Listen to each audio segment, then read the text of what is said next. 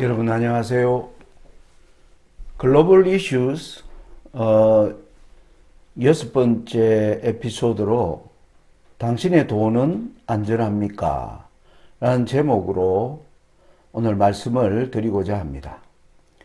제가 이 글로벌 이슈 에피소드를 다시 갑자기 시작하게 된 이유는 여러분들이 아시는 것처럼 지난주 약 3월 10일부터 13일까지 3, 4일간에 진행된 세계를 지금 금융에 대한 큰 충격으로 빠뜨리고 있는 이 사건의 본질에 관한 문제를 여러분들과 함께 나누고자 하기 위해서 제가 여섯 번째 에피소드를 당신의 돈은 안전합니까? 라는 제목으로 설정을 해보았습니다. 여러분 바로 지난주죠. 지난주 주말에 미국의 실리콘밸리라고 하면 여러분 오늘날 금융 스타트업으로 세계 첨단의 금융 테크닉을 이끌고 있는 그 지역에서 가장 큰 은행입니다. 미국 전체에서는 약 20위권에 들어가는 자산 270조 원을 가진 이 실리콘밸리 뱅크가 3일 만에 이 어떤 사태가 생기면서 이제 은행이 폐쇄를 했고 연이어 시그니처 은행도 폐쇄되는 가운데 굉장히 짧은 시간에 긴박한 상황이 되자 마침내 13일 미국 바이든 대통령이 이제 백악관에서 여러분의 돈은 안전합니다. 국가가 여러분의 모든 은행이 bankrupt, 은행이 파산한다 할지라도 여러분의 모든 돈을 국가가 반드시 지켜주겠다라는 굉장히 긴박한 메시지를 낸 것입니다. 사태가 이렇게 돌아가면서 미국 대통령이 바로 이렇게 메시지까지 내는 것은 아마 미국 금융당국과 미국 행정부가 이 사태가 앞으로 가만히 빨리 대처하지 아니하면 여기에서 나오는 엄청난 이 공포의 파장이 굉장히 클 수 있겠다라는 생각이 들어서 바로 긴급히 이 불을 끄기 위한 조치로 많은 분들이 해석하고 있습니다. 그래서 이 사건에 관하여 지금 여러 뉴스와 그리고 유튜버나 여러 매체를 통해서 이 사건에 관한 여러 가지 현상들, 그리고 이 사건이 가져올 파장들, 그리고 또 이 사건으로 인해서 이번 주에 이제 미국 연방준비은행 FED가 다시 금리를 올릴 것이라고 예상되는 이러한 조치들에 큰 어떤 변동이 있을 것이라는 그런 추측성 보도를 계속 쏟아내고 있습니다. 그런데 여러분, 제가 여기 글을 쓴 것처럼 이 사건에 관해 언론과 유튜브를 통해 쏟아지는 뉴스와 금융 전문가로 알려진 분들의 나레이티브를 따라가다 보면 사건이 발생한 주변 환경과 사건이 가져올 파장에 주력하고 있기 때문에 문제의 본질은 다루지 않고 있다는 사실을 제가 여러분들에게 강조해 드리고 싶습니다. 그 말은 무슨 말이냐 하면은 지금 이 코로나 팬데믹 이후에 지금 모든 재반 여건들이 굉장한 재앙들이 지금 다가오는 것을 느끼고 있지 않습니까? 그 가운데 가장 사람들에게 체감적으로 충격을 주는 바로 재앙은 바로 경제적 재앙이 되겠습니다. 이 경제적 재앙이라고 하면 바로 여러분들의 돈과 관련돼 있는 바로 금융과 관련된 재앙인데 이러한 사건이 일어나면 전 세계 금융에 가져올 엄청난 충격과 파장을 국가가 도저히 지금 감당할 수 없는 지경이 됩니다. 그래서 이 문제가 일어난 어떤 본질적인 문제가 어디에 있고라는 것을 다루기보다는 일어난 현상을 먼저 땜질하는데 주력하고 그리고 그 본질에 관한 문제를 이야기하기 시작하면 사람들이 더욱 큰 어떤 공포를 받게 되고 그것이 갑자기 공포가 확산되기 시작하면 걷잡을 수 없는 사태로 진행될 것이라는 생각이기 때문에 대부분의 언론에서 나오는 이 말들은, 나레이티브는 이 파장을 조기에 잠재우기 위한 그런 것에 이제 중점을 두고 있다. 그런데 저는 여기에 이 본질적인 문제가 뭔가 하는 것을 말세를 살아가는 그리스도인들은 그것에 대하여 분명한 개념을 알고 살아야 되지 않느냐, 이렇게 생각해서 제가 이 강의를 급히 편집하게 된 것입니다. 여러분, 여기 연합뉴스가 보여주는 이 실리콘밸리 뱅크의 파산이 36시간 만에 붕괴된 것이, 그것이 바로 스마트폰 탓이고, 이거로 말미암아 시그니처 은행까지 이 파편으로 인하여 폐쇄되었다라는 뉴스를 올리고 있습니다. 그 사건의 개요를요, 잠깐 여러분들에게 간단하게 설명드리면 이렇습니다. 지난 주말쯤에 이 실리콘밸리 은행이 가지고 있는 자산을 좀 정자할 필요가 있다는 것을 이제 고객들에게 알리기 시작했습니다. 고객들 입장에서는 왜 갑자기 자산 정자를 하려고 하는가? 그러면 자산에 무슨 문제가 있는가라는 것을 이제 은행 측이 설명해야 되고, 그것을 고객들이 자세히 들여다보기 시작한 겁니다.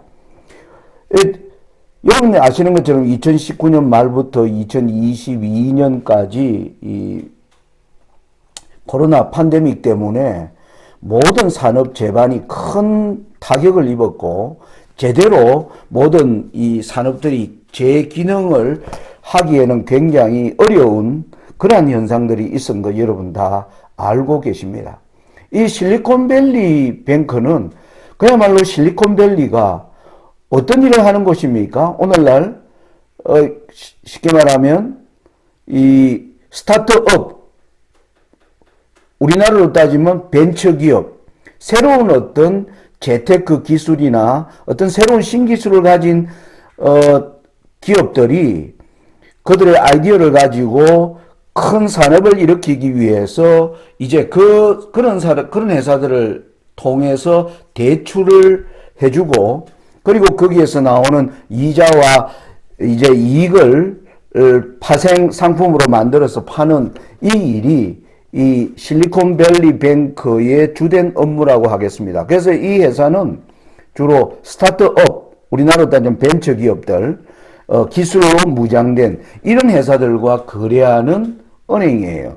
그런데 이 은행이 코로나가 오면서 이런 벤처기업이나 이런 일들이 활성화될 수가 어렵지 않았습니까? 그래서 그들이 가지고 있는 자산 중에 상당 부분을, 그 돈을 이제 투자를 한 겁니다. 어디에 투자를 했느냐 하면 바로 미국 국가의 채권을 구입하는데 엄청난 자금을 사용할 것이었습니다. 그런데 여기에서 최근에 2022년부터 미국 연방준비은행이 시중금리를 계속 올리기 시작하면서 국채시장에 큰 충격이 왔다는 것을 고객들이 알기 시작했고, 이 미국 국채에 가장 많은 돈을 투자한 실리콘밸리 은행이 이로 인하여 수조 원의 손실을 입었다는 사실을 고객들이 간파하기 시작하면서 갑자기 스마트폰으로 돈을 인출해내는 엄청나게 36시간 만에 회사가 지불을 할 수 없을 정도의 인출을 요구하는 사태가 빚어지자 은행이 이제 파산하게 된 것입니다.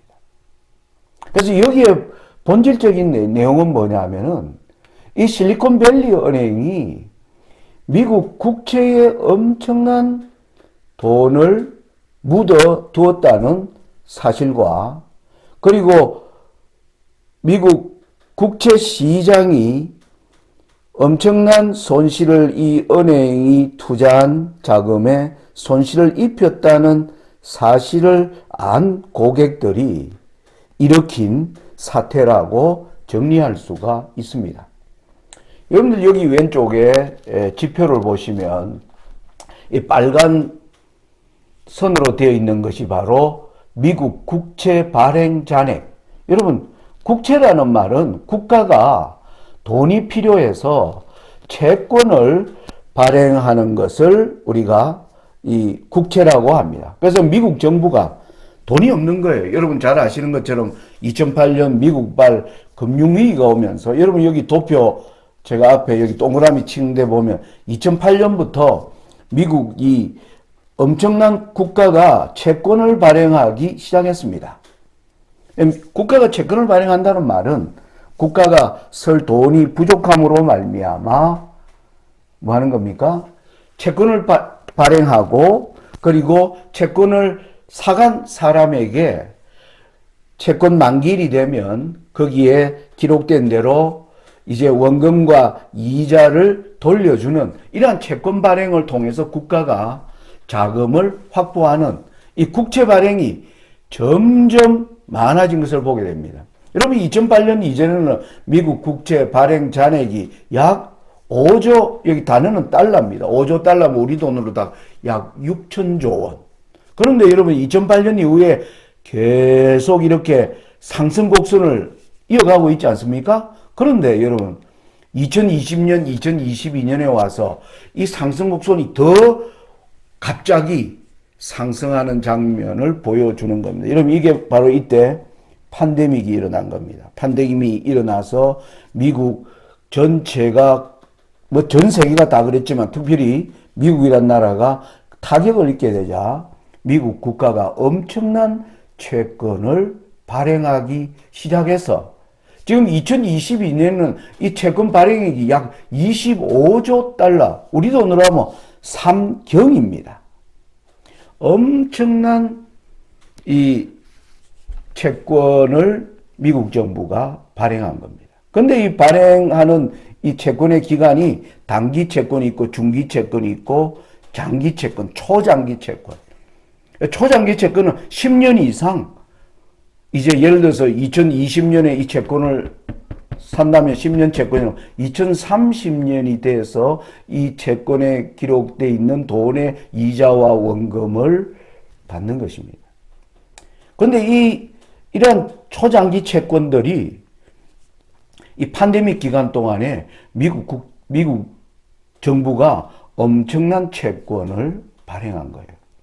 이걸 가장 많이 여기에 돈을 묻어둔 회사가 실리콘밸리 은행인 겁니다.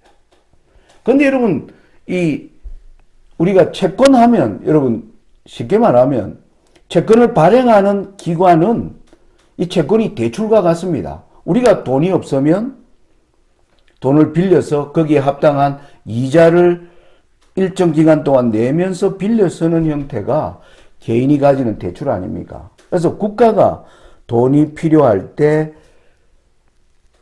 돈을 빌려 쓰는 행위가 바로 채권으로 나타나는 겁니다. 그러면 채권에 투자하는 사람은 어떤 셈일까요? 그것은 일정 금액을 빌려주고 만기가 되면 이자와 원금을 돌려받는 마치 정기예금과 비슷한 겁니다. 여러분들이 예를 들어서 은행에서 10년 만기 정기예금을 여러분들이 들면 10년 동안 약정된 금액을 넣으면 그 10년 이후에 들어간 원금과 거기에 기록되어 있는 이자를 합산하여 여러분들에게 돌려주는. 그래서 이러한 채권 시장이 여러분 왜 큰 손실을 입히는 구조로 바뀌어졌는가 하는 걸 이제 여러분들이 아셔야 합니다. 여기 도표를 보면 여기 X 상단이 바로 금리가 이제 인상되는 것을 알리는 거고 Y 상단은 이제 채권 가격이 인상되는 것을 알려주는 겁니다. 여기 이 도표를 보면 채권 가격은 금리 인상과 반대로 움직인다 이 말입니다. 여러분 생각해 보세요. 10년 이후에 내가 예를 들어서 10% 이자로 내가 채권에 돈을 투자해서 10%로 돌려받기로 해서 이제 샀을 때 시중금리가 예를 들면 한 2, 3%밖에 안 됐다라고 생각해 보시기 바랍니다. 그런데 그 채권을 샀는데 갑자기 국가가 금리를 올리는 것입니다. 예금 금리를. 7%, 8%로 올려가면 채권 산 사람이 후회가 될까요? 안 될까요? 내가 이렇게 시중금리가 올라갈 줄 알았더라면 그 10년 이후에 주는 그 돈에 내가 투자하지 않았을 텐데 라는. 그래서 금리가 올라가면 채권 가격이 상대적으로 기대 심리가 하락하고 금리가 내려가면 채권에 대한 기대 심리가 올라가는. 그래서 이것은 서로 반비례로 작용하고 있는 겁니다. 그런데 여러분 2022년부터 지금 계속 미국 연방준비은행이 미국에 많이 풀려난 돈 때문에 돈 가치가 떨어지고 물가가 올라가는 인플레이션을 이제 진정시키기 위해서 2022년 초만 하더라도 거의 0%에 있던 기준금리를 어디까지 올렸느냐 하면 계속 올리기 시작하더니 4%, 5%까지 올려놓다 보니까 미국 채권 시장에 큰 충격이 오기 시작했는데 특별히 그 기간이 먼 기간으로 되어 있는 초장기 채권이 큰 충격을 받기 시작한 것입니다. 거기에 실리콘밸리 은행이 깜짝 놀란 것입니다. 자본 잠식이 심각하게 빠르게 이루어지는 것을 본 이 은행이 조치하기 위해서 자산 정식을 시도하려다가 고객들이 이것을 눈치채고 대거 돈을 빼가면서 일어난 일이 이번 사태의 본질적 내용이라고 할 수가 있습니다. 여러분 제가 이 사건을 보면서 제가 깜짝 놀란 게 뭐냐면 올 것이 왔구나 라는 생각을 했습니다. 저는 사실 2010년에요. 2011년입니다. 2011년에 혹시 이 강의를 듣는 분 중에 그 책을 갖고 계신 분이 있는지 모르겠지만 제가 미혹의 시대라는 책을 1권을 2011년에 그리고 2권을 2013년에 제가 2권의 책을 미혹의 시대라는 이름으로 제가 발행해냈습니다. 그 책을 여러분들이 가지고 계시다면 한번 이후에 찾아서 그 책이 뭘 이야기하고 있는가 여러분들이 보시면 제가 거기에서 미국이 세상에 엄청난 비더미 세상을 만들어 놓았고 그 비더미 세상의 장본인인 미국이 이제 빚에 허덕이는 이 상태가 세상에 어떤 충격을 줄 것이고 급기야 미국 국가의 채무 자체가 흔들리는 사태로 말미암아 마지막 미국이 극심한 혼돈으로 들어간다는 것을 이제 설명하기 위해서 제가 그 책을 쓴 것입니다. 그런데 그 책을 쓸 때까지만 하더라도 저는 그런 일들이 제가 책을 쓴 때로부터 한 몇 년 안에 일어날 것이라고 사실은 생각하고 그 책을 썼는데 10년이 지나기까지 그러한 사건들이 표면으로 나타나지는 않았습니다. 그런데 제가 이번에 이 사건을 보면 이 일이 정말 이제 터졌구나 라고 하는 그 큰 충격을 제가 이번 사태를 통해서 보게 된 것입니다. 여러분, 제가 여러분들에게 주장하고 싶은 내용이 이 내용입니다. 하나님의 백성들은 마지막 날에 일어날 사건들에 관한 성경의 예언적 관점에서 이번 사건이 보여주는 특징에 관해 생각해야 합니다. 여러분, 제가 이번 이 사건을 성경적으로 어떻게 설명할 수 있을까 제가 고민하면서, 여러분 하박국 2장을 보시면, 제가 이 하박국 2장 1절부터 8절의 내용을 여기 옮겨 놓았는데요. 이 1절부터 4절까지의 내용을 보면 이렇습니다. 제가 좀 읽어보겠습니다. 내가 내 파수하는 곳에 서며 성루에 서리라. 그가 내게 무엇이라 말씀하실는지 기다리고 바라보며 나의 질문에 대하여 어떻게 대답하실는지 보리라. 그리하였더니 여호와께서 내게 대답하여 가라사대 너는 이 묵시를 기록하여 판에 명백히 새기되 달려가면서도 읽을 수 있게 하라. 이 묵시는 정한 때가 있나니 그 종말이 속히 이르겠고 결코 거짓되지 아니하리라. 비록 더딜지라도 기다리라.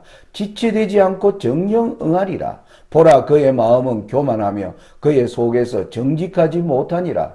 그러나 의인은 믿음으로 말미암아 살리라. 여기 이 하박국은 그 한 시대의 파수꾼이었습니다. 저와 여러분은 지금 이 마지막 시대의 파수꾼으로 세움을 받은 자들입니다. 이 파수꾼이 하박국 1장에 보면 하나님께 던지는 질문이 있습니다. 하나님, 세상이 왜 이리 정의와 공의와 공평이 이렇게 사라져고 있고 하나님의 백성들 가운데도 왜 하나님의 율법이 해이해지는 이러한 상황을 하나님 가만히 보고 계십니까? 하박국이 이런 질문을 1장에 던집니다. 그랬더니 하나님 이 하박국에 더 놀라운 얘기가, 너 그거 보고 놀랬냐? 그런데 내가 더 놀라운 거 한 가지 얘기해 줄게. 앞으로 이 세상에 아주 악한 놈, 굉장히 큰 이 갈대아 사람들이 와서 너희를 다 짓밟을 거야. 그 갈대아 사람은 바로 누구냐면 바벨론입니다. 느부갓네살이 이끌어오는 이 바벨론의 큰 침공을 앞둔 유다 백성의 그 영적 상태를 늘 눈물을 흘리며 간구하는 파수꾼의 역할을 한 것이 바로 하박국이었습니다. 그러면서 하나님이 이 하박국에게 내가 이 일이 어떻게 진행될지를 내가 너에게 알려줄 테니 너는 이것을 이 판에 잘 새겨서 모든 사람들이 달려가면서도 모든 사람들이 읽을 수 있도록 다 잘 알려라. 그러면서 여러분 다시 본 4절을 보면 보라 그의 마음은 교만하며, 이 지금 세상을 타락으로 이끄는 이 바벨론 세력들은 교만하며 그 속에서 정직하지 못하지만은, 그러나 하나님의 백성들은 하나님을 믿는 믿음으로 이제 한 두 부류의 사람이 여기서 이제 갈라지는 장면을 보게 됩니다. 그러면서 5절부터 8절은 이 바벨론이 어떠한 성질의 것을 추구하는가를 설명하고 있어요. 한번 5절부터 8절의 내용을 읽어보겠습니다. 그는 술을 즐기며 괴율하며 교만하며 가만히 있지 아니하고 욕심을 엄부처럼 넓히며 그는 사망 같아서 족한 줄을 모르고 자기에게로 만국을 모으며 만인을 모으나니. 여러분 이 나라가 얼마나 타락한 속속들인가. 자기만 그 욕심을 자기만 누리는 게 아니라 온 세상을 뭡니까? 그 욕심의 그 반경 안으로 다 끌어들이는 만국을 모으며 만민을 모으는 짓을 할 것이다. 그러면서 6절 무리가 다 속담으로 그를 평론하며 조롱하는 시로 그를 풍자하지 않겠느냐. 곧 이르기를 화 있을진저 자기 소유 아닌 것을 모으는 자여 언제까지 이르겠느냐. 볼모 잡은 것으로 무겁게 짐진 자여. 이렇게 하니까 이 나라가 반드시 화가 있을 것이다. 자기 것으로 그런 것을 아닌 것이라 모든 사람까지 이 마지막 엄청난 재난의 판에 다 끌어잡고 사람들을 마치 노예처럼 끌려오도록 그렇게 이끄는 그가 화를 입지 않겠느냐. 이런 조롱하는 일들이 있지 않겠느냐. 여러분들. 그러면서 너를 물자들이 호련히 일어나지 않겠느냐. 너가 그들에게 노략을 당하지 않겠느냐. 너가 여러 나라를 노략하였으므로 그 모든 민족의 남은 자가 너를 노략하리니 이는 너가 사람의 피를 흘렸으며 또 땅의 성읍에 그 안에 모든 거민에게 강포를 행하였으님이라 하리라. 그렇게 온 세상 온 만민과 만국을 그 길로 모으는 너에게 마침내 뭐예요? 하나님의 재앙이 이루겠다라고 얘기하는 거예요. 여러분 바로 이게 2600년 전에 바로 바벨론을 설명하면서 그 시대의 파수꾼인 하박국에게 주신 기별인 것입니다. 여러분 오늘 저와 여러분이 살아가는 이 시대가 지금 큰성 바벨론 시대 아닙니까?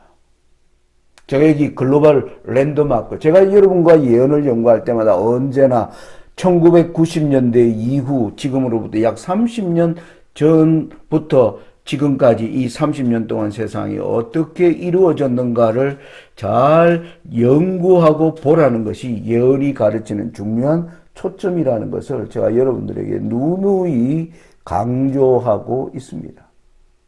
여러분들이 저의 이러한 내용들 여러분들이 얼마나 심각하게 받아들이는지 제가 잘 알지를 못하겠습니다만은. 근데 여러분, 왜 1990년을 강조하는가? 바로 소련으로 대표되는 사회주의가 붕괴하면서 드디어 미국과 교환권이 주도하는 시대가 열렸기 때문입니다. 바로 이 둘이 연합한 시대가 바로 큰성 바벨론 현대판, 무너졌도다 큰성 바벨론이여 하는 이 일이 이때부터 시작된 것이죠. 근데 이 시대 일에 보면 여러 가지 일들이 있었습니다. 여러분 1990년에 우리 한국은 IMF 사태가 있었고요. 그리고 2008년 미국의 모기지 사태가 일어나면서 미국 월스트리트가 붕괴되면서 한국도 큰 전 세계가 경제적 구렁텅이로 빠지는 일이 생겨났고, 그로부터 약 10년이 지난 이후에 코로나 팬데믹이 일어났고, 코로나 팬데믹에 연이어 2023년 지금 실리콘밸리의 파산으로 금융위기가 실제적인 것이 지금 오려고 한다는 것이에요. 그걸 제가 간단히 요약하면 이렇습니다. 1990년 이 미국이 전 세계를 이제 주도하면서 달러가 세상을 주도하기 시작했습니다. 달러의 특징은요, 모든 세계의 경제를 하나의 금융이라고 하는 인터넷을 타고 뭐 하는 겁니까? 얼마든지 돈이 국경을 넘어 투자하는 그러한 시대를 열었습니다. 돈 장사하는 사람들은 시장이 엄청나게 커진 것입니다. 거기에서부터 경제는 금융화를 향해서 달려가기 시작했습니다. 그렇게 달려가다가 10여 년이 지난 이후에 미국의 2008년 모기지 사태가 일어났을 때 하나님이 온 세상에 보게 해줬습니다. 너희들이 지금까지 멋지게 살아왔던 해외여행 다니고 멋진 자가용을 타고 아주 빚으로 이루어진 화려한 주택에 살면서 그리고 주식 시장에 돈을 투자해서 엄청난 돈을 버는 이러한 모든 지난날의 그 번영이 다 뭐다? 빚을 기반으로 한 달러 경제였다는 것을 하나님이 보여준 것이 2008년 미국발 금융위기였습니다. 저는 전 세상이 특별히 하나님의 백성들이 여기에서 하나님의 교회가 교훈을 갖고 백성들의 삶을 빚에 기반하지 않는 삶으로 전환해 가야 했습니다. 그런데 소수의 사람들 외에는 아랑곳하지 않고 우리는 달려온 것입니다. 그러면서 코로나 팬데믹을 거치고 허약해진 전 세계 경제 위에 드디어 전 세계 경제의 중심인 미국 채권 시장이 흔들리는 것을 지금 하나님이 우리에게 보게 하시는 올 것이 온 때가 바로 지금 2023년 3월이다. 저는 그렇게 설명해 드릴 수가 있습니다. 여러분 1997년 IMF 이 사태가 있을 때 이 일은 아시아 쪽에서 일어났습니다. 그때 이 아시아에 당한 그러한 위기 가운데서도 미국과 유럽이 튼튼했기 때문에 그때 그 나라들로부터 구제금융을 끌어와서 얼마 이후에 IMF를 탈출할 수 있었습니다. 2008년 글로벌 금융위기는 미국이 주도했지만은, 그러나 그 미국이 흔들리는 것을 보면서 주변에 여러 나라들이 미국이 흔들리지 않도록 하나의 공조체제를 잘 유지해서 지금 경제가 살얼음판 위를 걸어가는 가운데서도 아주 유기적인 공조를 통해서 지금까지 걸어온 겁니다. 그런데 이번에 일어난 일은 지난날의 사건과 성질이 달라도 엄청나게 다른 성질의 것이라는 것입니다. 무슨 뜻이냐면 이겁니다. 여러분, 제가 여기 원을 그렸습니다. 이게 바로 금융이라고 하는 거대한 카테고리를 설명한다고 여러분 생각해 보시기 바랍니다.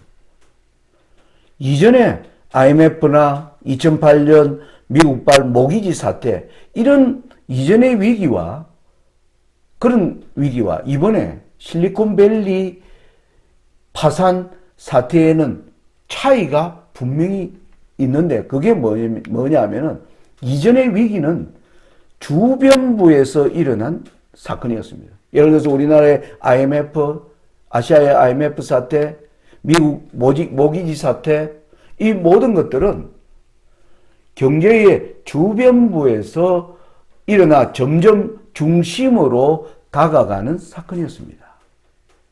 그런데 이번 사태는요, 바로 중심에서 일어난 것입니다. 미국 국가의 채권, 미국 국가를 믿을 수 없다고 미국 국민들이 뭐 하는 겁니까?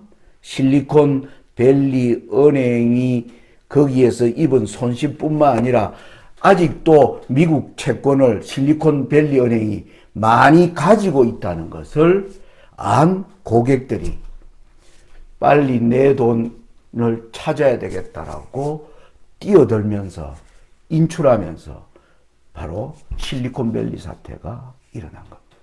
여러분, 이제는 중심이 흔들리는 그 경제 위기가 일어난다는 점에서 지난날의 위기와는 전혀 다른 위기인 것입니다.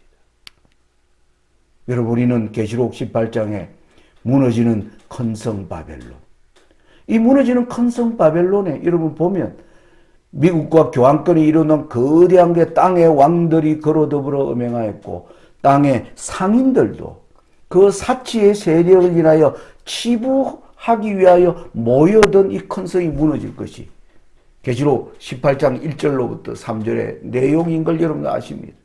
여러분, 이번에 재미있는 것이 바로 이 실리콘밸리 은행이 스타트업을 중심으로 한 은행이에요. 기존의 은행들과는 다른 은행이에요. 어떤 바로 벤처, 새로운 기술을 가진 이 시대의 새로운 상인들, 새로운 어떤 거대한 부를 가지려고 하는 자들이 꿈을 꾸며 이루는 그 기업을 대상으로 바로 장사하는 회사가 실리콘밸리 은행이라는 겁니다. 이 은행이 타격을 입자 시그니처 은행이 이제 함께 파산했는데, 여러분, 시그니처 은행은 바로 가상화폐, 비트코인과 같은 지금 기존의 통화 제도를 지금 뒤흔드는 그러한 것에 투자하는 자들을 대상으로 영업하는 바로 큰성 바벨론에 치부하기 모여든 상인들과를 대표하는 이런 자들을 중심으로 이루어진 고객을 가진 은행들이 지금 파산되는 걸 보여주는 게 저는 개인적으로 흥미롭게 바라보고 있습니다. 여러분, 계시록 18장 10절로 11절 가로되 화이토다 화이토다 큰성 경관성 바벨론이여 일시간에 너 심판이 이르렀다 하리로다. 여러분, 이번 놀란 게 36시간 만에 스마트폰으로 사람들이 돈을 찾기 시작하면서 아주 빠른 시일 안에 파산하는 일시간에 무너지는 경제의 특징을 보여주는 겁니다. 땅의 상고들이 그를 위하여 울고 애통하는 것은 다시 그 상품을 사는 자가 없습니다. 부의 붕괴입니다. 여러분, 저는 이 사건을 보면서 이제 저와 여러분은 이제 빚의 본격적인 역습의 시간 속으로 저와 여러분들이 들어가게 된다는 것입니다. 한국의 이 사태의 여파가 어떻게 진행될까요? 그 속도는 바로 하나님의 손에 있습니다. 저는 굉장히 빠른 시일 안에 이 파산 속으로 온 세계가 빨려 이제 들어갈 것이라고 생각합니다. 여러분, 이게 하나님께서 우리에게 지금 이걸 보여주고 있는 것입니다. 그러므로 하나님의 백성들은 지금 지난날에 내가 살고 있는 가계 재정 상태를 하나님 앞에서 지금 점검해야 하며 울며 탄식하며 주님의 인도를 구하는 그러한 저와 여러분이 되어야 한다는 것입니다. 제가 이 사태의 국가가 해나가는 방향을 보면서 이 내용을 가지고 좀 더 업그레이드 내용을 또 계속 만들어서 여러분들과 만나도록 하겠습니다. 오늘 이제 6번째 에피소드를 마시면서 하박국의 기도를 함께 생각하기 바랍니다. 여호와여, 내가 주께 대한 소문을 듣고 놀랐나이다. 여호와여 주는 주의 일을 이 수년 내에 번개하옵소서. 이 수년 내에 나타내시옵소서. 진노 중에라도 긍휼을 잊지 마옵소서. 비록 무화과 나무가 무성치 못하며 포도나무에 열매가 없으며 감람나무에 소출이 없으며 밭에 식물이 없으며 우리의 양이 없으며 외양간에 소가 없을지라도 나는 여호와를 인하여 즐거워하며 나의 구원의 하나님을 인하여 기뻐하리로다. 이 밀려오는 이 재앙의 때에 누가 하박국과 같은 파수꾼의 자리에 굳게 설 것인가? 저와 여러분이 그 자리에 있게 되기를 간절히 소망합니다. 감사합니다.